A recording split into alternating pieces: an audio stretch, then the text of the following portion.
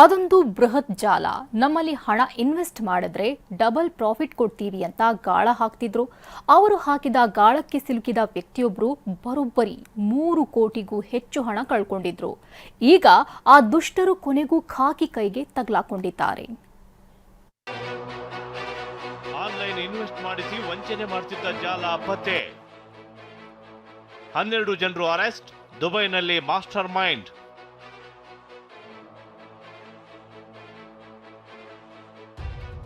ಇವರ ಹೆಸರು ಗೌತಮ್. ಹುಳಿಮಾವು ಠಾಣಾ ವ್ಯಾಪ್ತಿಯ ಇವರಿಗೆ ವಾಟ್ಸ್ಆಪ್ನಲ್ಲಿ ಒಂದು ಲಿಂಕ್ ಬಂದಿತ್ತು. ನಮ್ಮಲ್ಲಿ ಹಣ ಹೂಡಿದ್ರೆ ನಿಮಗೆ ದುಪ್ಪಟ್ಟು ಲಾಭ ಬರುತ್ತೆ ಅಂತ ಆಸೆ ಹುಟ್ಟಿಸಿದ್ರು. ಅದನ್ನೇ ನಂಬಿದ ಈ ಗೌತಮ್ ಅವರು ಕಳಿಸಿದ್ದ ಲಿಂಕ್ ಮೂಲಕ ಆಪ್ ಡೌನ್ಲೋಡ್ ಮಾಡಿದ್ರು. ಬಳಿಕ 3 ಕೋಟಿ 20 ಲಕ್ಷ ರೂಪಾಯಿ ಹಣ ಕಳ್ಕೊಂಡಿದ್ರು. ಈ ಬಗ್ಗೆ ತನಿಖೆಗೆ ಇಳಿದಿದ್ದ ಹುಳಿಮಾವು ಪೊಲೀಸರು ಇದರ ಹಿಂದೆ ಇದ್ದ ಒಂದು ಜಾಲವನ್ನೇ ಭೇದಿಸಿದ್ದಾರೆ.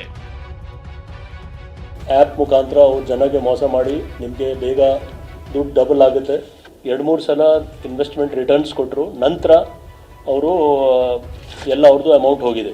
24 crores ರುಪೀಸ್ದು ಇನ್ವೆಸ್ಟ್ಮೆಂಟ್ದು ಪತ್ತೆಯಾಗಿದೆ.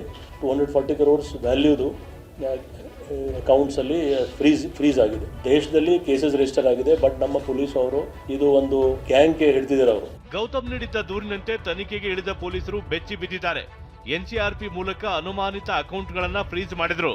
ಆಗ ನಿಯೋ ಸಿಸ್ಟಮ್ ಮತ್ತು swamiji.com ಎಂಬ ಆನ್ಲೈನ್ ಗೇಮ್ ಆಪ್ಗೆ ಹಣ ಹೋಗಿರೋದು ಪತ್ತೆಯಾಗಿದ್ದು, ಮೊಹಮ್ಮದ್ ಹುಸೈಫ್ ಮತ್ತು ಆತನ ತಾಯಿ ಸಫಾರನ್ನ ಪೊಲೀಸರು ಹೆಡೆಮುರಿ ಕಟ್ಟಿದ್ರು. ದುಬೈಗೆ ಕಳಿಸಲು ರೆಡಿಯಾಗಿದ್ದ ದಾಖಲಾತಿ ಸಹಿತ 23 ಮೊಬೈಲ್, 1 ಲ್ಯಾಪ್ಟಾಪ್, 205 ಡೆಬಿಟ್ ಕಾರ್ಡ್ ಮತ್ತು ಚೆಕ್ ಬುಕ್ ವಶಕ್ಕೆ ಪಡೆಯಲಾಗಿತ್ತು. ಬಳಿಕ ಮತ್ತಷ್ಟು ವಿಚಾರಣೆ ನಡೆಸಿದಾಗ ದೆಹಲಿಯ ಓಲ್ಡ್ ರಾಜೇಂದ್ರ ನಗರದಲ್ಲಿ ಕಾಲ್ ಸೆಂಟರ್ ಮಾಡಿಕೊಂಡು ಜನರಿಗೆ ಕರೆ ಮಾಡಿ ಲಿಂಕ್ ಕಳಿಸಿ ಹೂಡಿಕೆ ಮಾಡಿಸುತ್ತಿದ್ದುದು ಪತ್ತೆಯಾಗಿ ಅಲ್ಲಿ 10 ಜನರನ್ನ ಅರೆಸ್ಟ್ ಮಾಡಿದ್ದಾರೆ. ಆರೋಪಿಗಳು ಕೆಡ್ಡ ತೋಡುತ್ತಿದ್ದ ರೀತಿ ನೋಡಿದ ಪೊಲೀಸರೇ ಒಮ್ಮೆ ದಂಗಾಗಿ ಹೋಗಿದ್ದಾರೆ.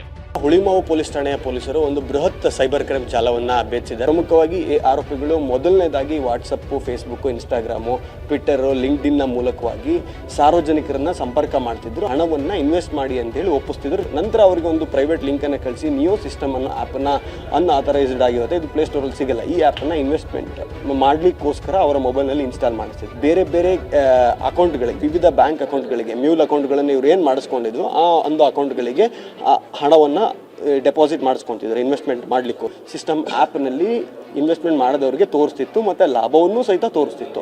ಆದರೆ ಆ ಹಣವನ್ನು ಯಾವಾಗ ಹೂಡಿಕೆ ಮಾಡಿದಂಥ ವ್ಯಕ್ತಿಗಳು ಯಾರಿದ್ದಾರೆ ಅವರು ವಿಡ್ರಾ ಮಾಡಲಿಕ್ಕೆ ಪ್ರಯತ್ನ ಮಾಡಿದಂಥ ಸಂದರ್ಭದಲ್ಲಿ ಅದು ವಿಡ್ರಾ ಆಗ್ತಿರಲ್ಲ. ಆಗ ಅವರಿಗೆ ತಾವು ಮೋಸ ಹೋಗಿದ್ವಿ ಅನ್ನೋದು ಕ್ಲಿಯರ್ ಆಗಿ ಗೊತ್ತಾಗ್ತಿತ್ತು. ಸದ್ಯ ಪ್ರಕರಣದ ಮಾಸ್ಟರ್ ಮೈಂಡ್ ಪ್ರೇಮ್ ದುಬೈನಲ್ಲಿ ಕುಳಿತು ಜನರಿಗೆ ಟೋಪಿ ಹಾಕುವ ಕೆಲಸ ಮಾಡಿರುವುದು ಗೊತ್ತಾಗಿದೆ.